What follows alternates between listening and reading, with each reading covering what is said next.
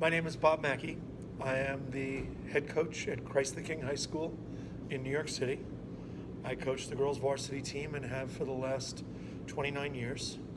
I've been with the hoop group for the past 36, 37 years, depending.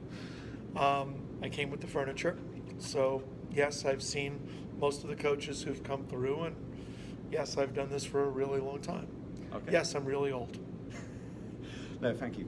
Basically, yeah, I was saying to you before, what I want to do is chat to different coaches with different experiences and chat coaching and chat what people do, how people do it. So I'm going to start off because I want to try and get some sort of UK to America kind of similarities or maybe not. And I'm going to start with something I noticed today because it's fresh in my mind. Every time I coach a team, we do a lot of focus in the UK about forcing guys out of the middle, forcing them baseline, forcing them sideline on defense. We do quite a lot of that. Mm-hmm. We even record stats of how many times they penetrate middle, how many times you get beat middle.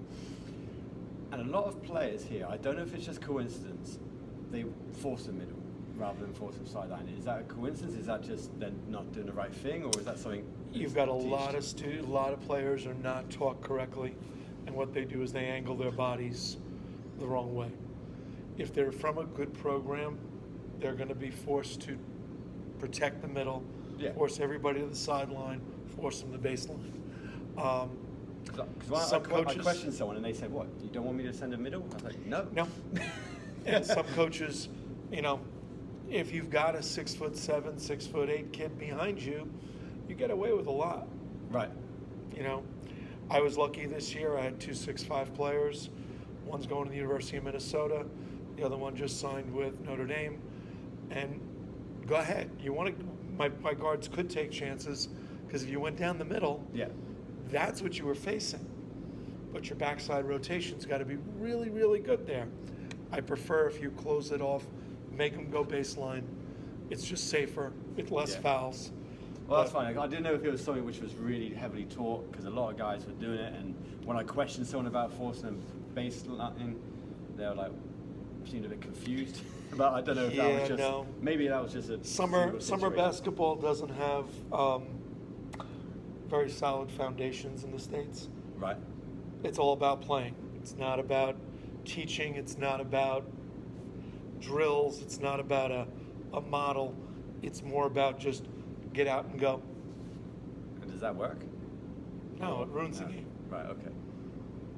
Because that's strange, because we do a lot of fundamental stuff. But then sometimes we complain that we need to play more games. Yeah. It's kind of like football, American soccer, your football.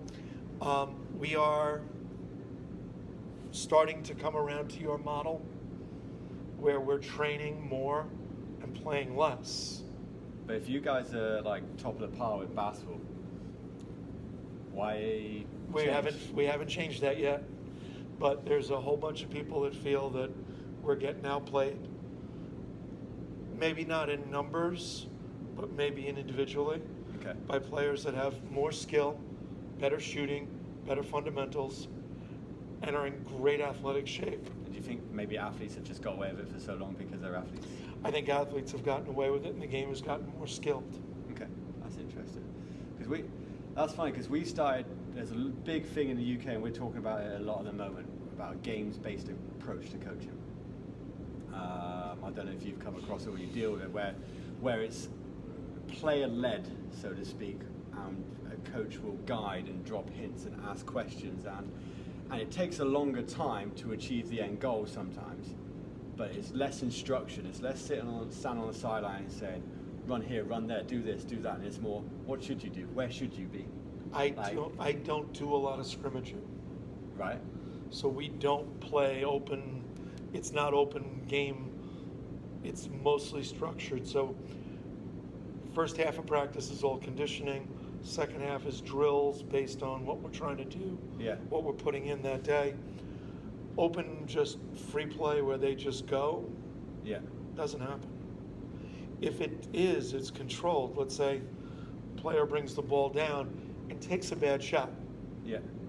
We'll stop it, we'll reset it, and say, okay, here's that situation again. Now, what should you have done better? Because you're not trying to change anything physically. Yeah. You're changing them mentally. You're trying to improve their basketball IQ. Yeah. You can't do that from the sideline. You really can't do that anymore yelling at them because they just tune you out. So the best thing to do is just almost like rewind the tape, back them up, Yeah. put them in the same situation again, especially after like a bad turnover. But do you sort of, when you do that, would you go in there and say, hey, this is what you've done wrong? Or would you go in there and say, I want them to figure it why out. do you think I've blown this whistle? No, I want them to figure it out. I look and see, okay, what were your options? What were you thinking? Yeah. What was your, because I don't know what you're thinking. You've lost me here. So what are you thinking as you drive down the lane and you throw this ridiculous pass that 10 out of 10 people can't catch? What were you thinking? Why'd you leave your feet? Yeah. So now we bring it back and we'll do it again. All right, what's the better option? Yeah. Okay, you can drive the middle. I want you to try to get middle. But now instead of jumping and thinking you're going to fly through, how about keeping your feet on the floor, maybe a ball fake, maybe a bounce pass, Yeah. maybe a look, or in some cases, look at the rim. You had a wide open shot, but you're not taking it. Why? Pull the ball up, take it into a position where you can score, look to score. So your practices, I'm guessing, are quite, very structured. Very. Very structured. It's a college practice. Right, okay. It's a college practice. It's broken down. Yeah. We meet usually for about an hour before practice, and we go in over things that we want to get in. Yeah. Many things don't get in every day, but we'll load it up some days and try. But we'll eventually get to everything. We have a shopping list that we set up at the beginning of the year. It has to be done, should be done, and we break it down, offense and defense. And hopefully when they get there, play, don't play. That's really not their choice. College coaches make those choices. But they're going to be prepared for what's coming. And it's hard. It's a business. This is a business that we're in. Okay, so if we then scale it back before it's a business, so when they first start walking in the door and pick up a basketball and want to play, like the fun basketball, The fun part. when the kids, they see a ball and it bounces and it throws in the hoop and they get really excited, like that part, like how do you think how do you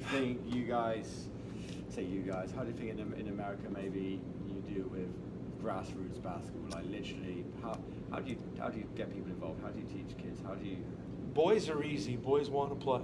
right, Girls have become harder because there's so many other sports, between football, between volleyball, and now we've got field hockey and lacrosse.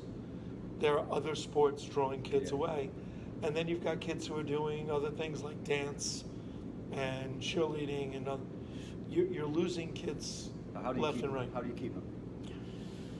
You got to get them to love it. Yeah. And sometimes you don't. Sometimes you don't. They will find something that they love to do. Worst thing you can do for any parent, any coach, is force a kid to do something they don't want to do. Maybe, do you think because it's such a big business, sports, do you think maybe it gets taken too seriously at too early age? I think parents take it too seriously. Yeah. I think some of the coaches take it very seriously. Mm-hmm. And to a point of it's no longer fun. They burn the kids out. If they're 12, 10, 11 years old and they're playing, great. They're not getting a scholarship at 10 years old. But by the faces and the exclamations in the stands and the way some of the coaches carry on the sideline, you'd swear that child is going to be a prodigy and is going straight to the top of the line. And they're not. Just let them play. Give them a broad base. Play cricket. Play soccer. Maybe play football. Go out. Play hurling. So Go ahead. You believe in like multi-sports? Multi-sports. Go play. Once you get into secondary school, once you get into the high school, and you're heading to college, it's very hard to sit on two chairs at the same time. Can't do it. You can go from one chair to the other, and you might be able to play, like I've had a few players who've played soccer here and then come over and play basketball. Or they'll play volleyball and come to basketball. and then once in a while go on to baseball or softball for us. Yeah. Those players generally are good athletes who can do a lot, but they're not specialty Yeah. players. It's great to have a broad background, and you should. Let them have that as a kid.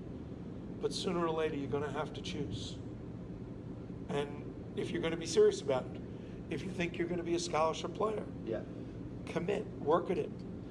I'm afraid it's no longer a season. It's a year-round process. You're conditioning, you're running. We're very similar. We're trying to get kids involved in basketball. It's really growing. Yeah. But football's king. Football's king. You're not going to compete. And it's trying to find a way of just making kids enjoy the game. Football needs numbers. That's Yes. where your dilemma is. Yeah, yeah. They could leave you an athlete or two, but they need numbers because your club teams need to be 4 or 5 teams, Yeah. full. Yeah. So it's quite interesting about the parents taking it too seriously. Because I've always asked people, how do you deal with parents? Are your practices open or are they closed? They're open for people to watch. So parents watch. They can watch. Okay. What do you do with that parent who's sitting right there, screaming at his kid as you're running practice? Yeah, it's difficult because you don't get too many who are screaming. You get a lot of kids that you call a water break, and you will see Running over. he goes. Oh, the best is they're dribbling the ball up the floor and it's Mum or dad will sit them down and they'll be telling them something, and I don't know what they're telling them. I have no idea. nor do you want to. No idea. And it's a very, because basketball is not a money-making business when it comes into the college level, and sometimes even at the pro level, it's not a huge money-making business. It's difficult to stop it, because when kids don't love it, and especially if parents don't love it, they'll take them to do nothing. They'll go do something else. That's the problem. When they're not successful or Yeah. they're not happy with it, and let's move on. Let's go try that. Let's try this. Let's try. And that's the problem. Nobody wants to tough it out. How have you ever had any issues with, like, in games or training? Do you have something that do you have closed rules in place? For the or first time this year, I've closed a practice. just I one? told all the parents they were not allowed to come to practice that day. And that was because there was just too much instruction Bad going on? behavior. Right, okay. I meet with the parents and I meet with the kids before the season. Yeah. Parents and children sign a agreement Yeah, that they will not interfere. yeah, They will behave. They'll treat opponents and officials yeah. the right way. And I've done this for years. I had 2 parents several years ago almost got in a fight. They were suspended for the remainder of the year. But they didn't want to take the kid with them. They Well, that was their option. I said, if you show up, Yeah. then your child's not playing. Right, okay. So here's the deal. Your child will play as long as you're not there. Do you ever make use of them and get them involved to do stuff? No. No, okay. They're great peripheral. Like, Yeah. if you got a good core group, we've got a game at 6 o'clock and somebody will bring in dinner Yeah. for the kids instead of having them go out, especially in the winter. They're doing their studies. They'll bring in dinner. We'll sit in a classroom in a Yeah. big room, and they'll do dinner pregame. Once in a while, you'll get a parent who really wants to kind of help out, and that's great. But I'm their coach. I'm not their friend. Yeah. Game's over. I'm not going over to talk to them. When practice ends, I'll say hi, have a good night.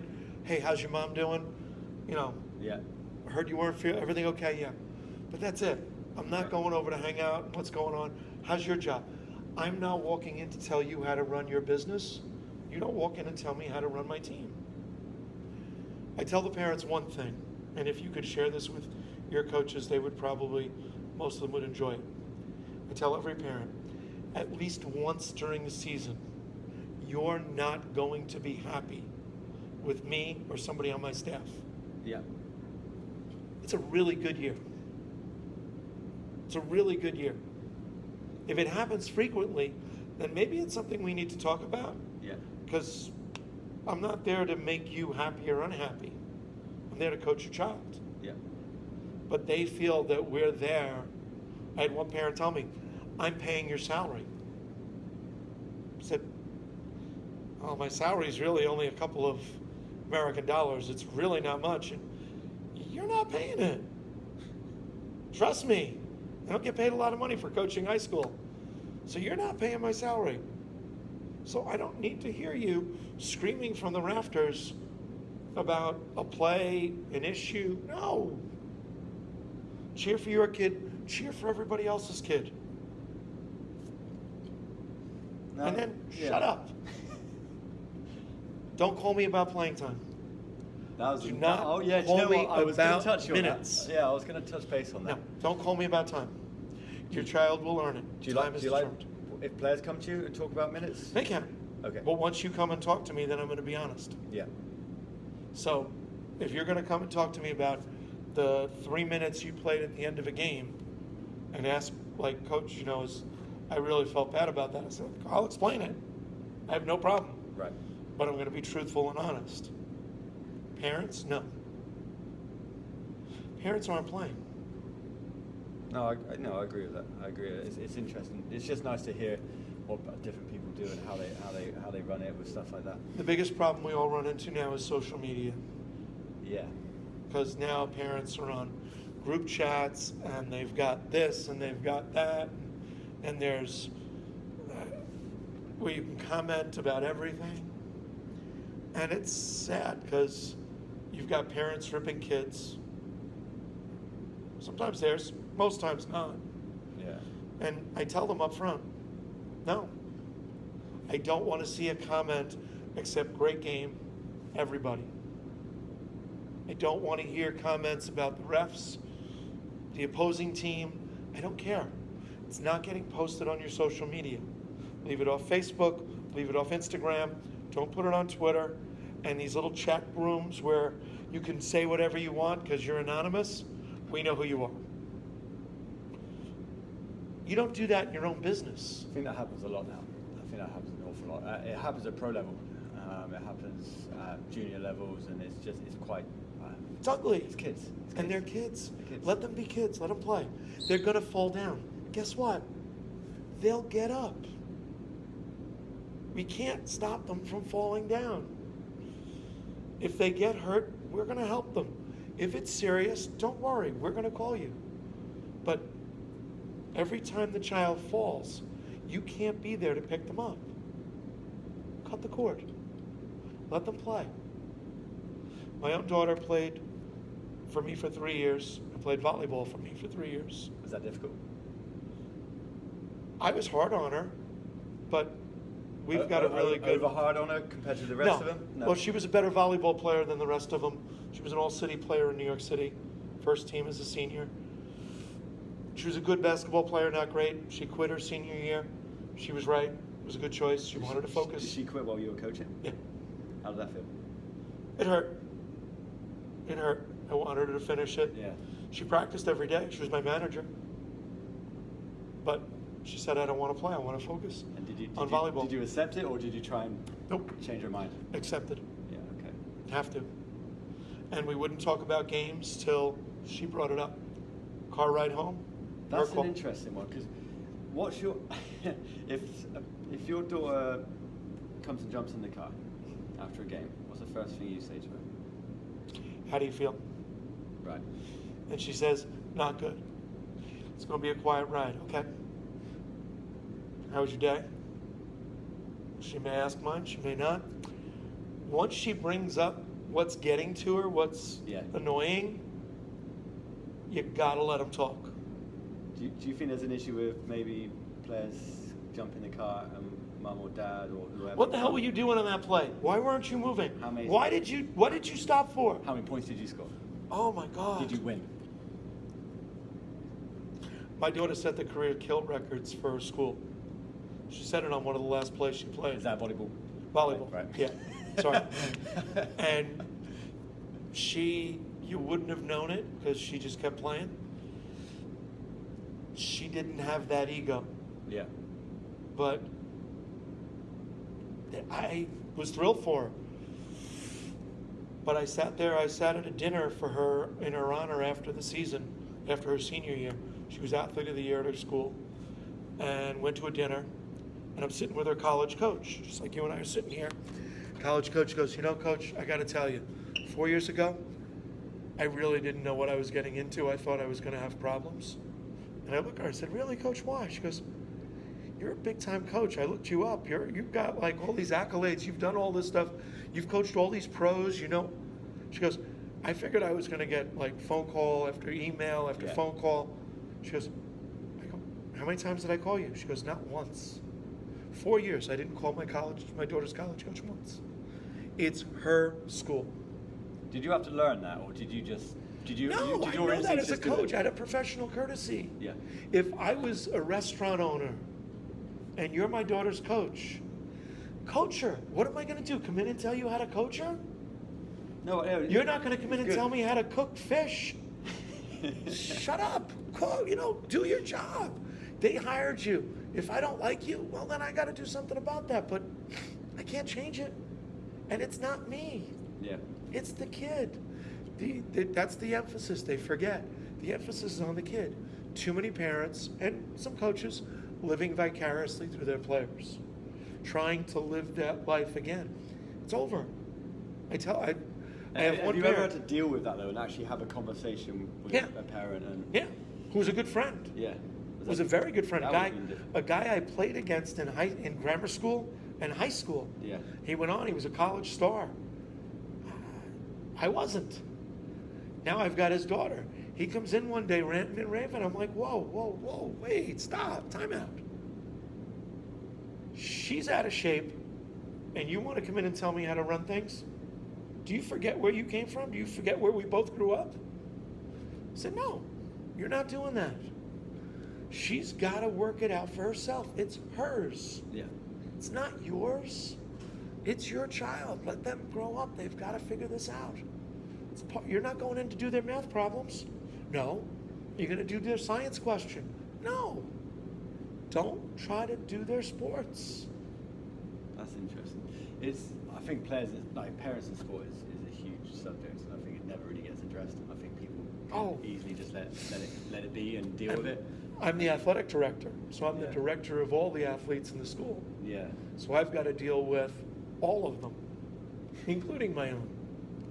And I tell them, you've got to deal with me. I'm the boss, in charge of athletics. I can't have that. And we're one of the highest. We are the highest. Let's face it. My boys and girls basketball teams are nationally ranked pretty much year in and year out. Right. We won New York State this year. We finished 5th in the country. Yeah, we got a lot of notoriety, a lot of press, a lot of coverage. You can't have problems. Those problems now become amplified. They become under the microscope. No, don't. Let your kids play. I like that. It's a game. Let them play. The day before the state tournament, put the kids on the bus. I took them to a little practice gym we had. They dressed ugly. Parents couldn't believe they were in ugly clothes, as ugly as an outfit as they could put together. Mismatched, ugly. And we played wiffle ball for about an hour. Wiffle ball. Little plastic ball, little plastic bat. Right. And I pitched, they hit, my assistant caught, and then we had teams, and they laughed, and they had a great time, and then went back and got ready to win a state title. And you think that, do you think something like that people don't do enough of, like in warm-ups and because they think they stress too much, or is it because they've got a lot of pressure on them, or do you think something like that just opens them up to I think it allows them to just kind of release and relax. And they've got to do that, especially on the girls' side. I don't know about the boys' side, but I've watched enough games where those first 5 minutes are ugly. Why? If you find a really good club that does it right, those kids are coming out. They're ready to play. Why? Because they're mentally prepared to start the game. They don't need 5 minutes to get into the game and figure out how to play. Right, okay. And that's the difference. You want that edge. So you've got a lot of staff on your team as well, coach-wise and I have 2 assistants. Yeah. And I've had for a number of years a trainer. How do you manage your assistants? They're both former players who played in the boys program, and we do everything together. I try to make sure they're in on every detail of practice, Yeah. every aspect of the game. I want to make sure that they're, I run practice, Right. but then I'll step back and, all right, you're going to run the guards, you're going to run the forwards, take your half hour, go. Do they plan or do you plan? I plan practice, I get their input, Yeah. but then I give them time to work with the guards or the forwards, and they'll stick with them most of the year, where they're going to do things every Yeah. day with them. I want to give them time to coach. Do they apply to be assistants? Do you select them? How do you kind of bring guys into the system? Because we're struggling. Actually, this year's not a bad year for us. So we've got a couple of main lead coaches in our club, and it's probably the same for across the whole of the UK. And then we try and find volunteers to come in and help. Yeah. Finding It's hard. volunteers is difficult because you have to commit. Problem people don't understand is they make a huge difference in the life of a young man or young woman Yeah. who's playing. And just being there. You may not have a great skill set, you may not have a great knowledge of the game, but by just being there, one of my best assistants had to leave me because of a job change. Wasn't the best at X's and O's and really wasn't great at getting into practice. Yeah. But if a kid had a problem, she was there and she handled problems. She was the problem solver. She would tell kids how to deal with irate parents, how to deal with problems at home, problems with boyfriends. And that took weight off your shoulders, so you could just focus on. yeah. Who Right. handles that? Who handles the physical training? Who's handling the scheduling? I'm afraid I get stuck with the media. I don't want it. But I get that. But everybody does their job. So how do you sort of get them involved and keep them involved? How do you try and make them fall in I love make with sure coaching? they've got time.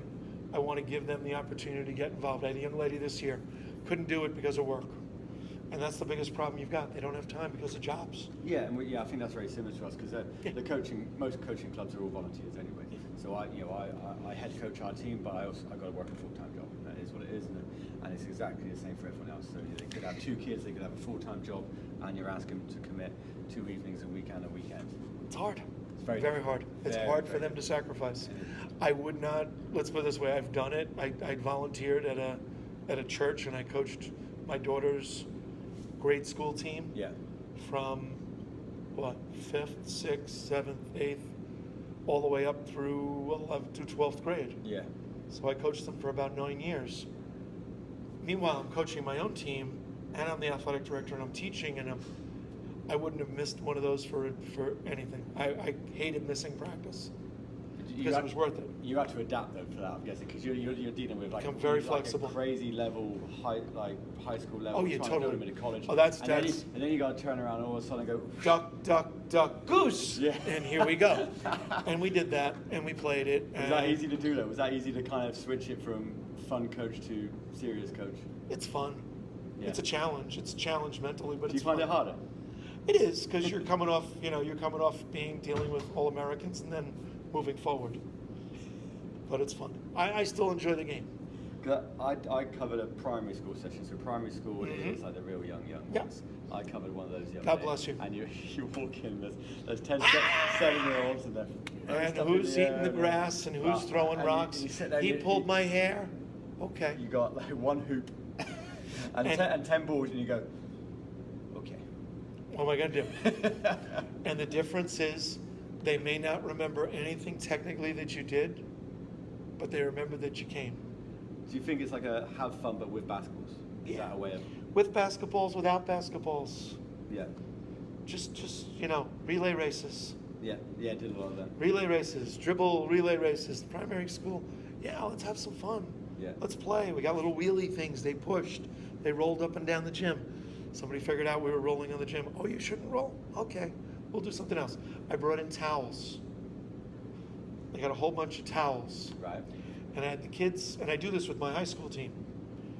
Simple and easy. You go out, you buy a big stack of towels, buy a dozen, cheap, don't buy expensive, no Egyptian linen. And go out and you roll them up, and now they got to push the towels across the floor and back. Okay. And then the next one goes across the floor and back. Or if you want to do it, Are they on their knees? Are they? no, they're standing and pushing. They got to, Right. and they got to push. It's very hard. What's the what's the hand theory? strength, leg strength, Right. pushing, and then we make them do it, the high school kids do it the full court. Now the problem is the towels get very dirty and you don't want them to slip because they will floor burn, but And it's you a get to great clean- workout. get to Get a clean- clean floor. Get a clean floor. I get a clean floor. Try that at home. It's very nice. A couple of towels, have your kids up and down the sides of the den there, and they can clean the room. I like that idea. Okay. I think that's a great note to finish. There you go. No, thank you very much. It was supposed to be a 10-minute chat, but we just kind I of don't know how long we went, but went on with it. oh, we went 30. Cheers. After this, cheers. Appreciate it. Thanks very much. You got it.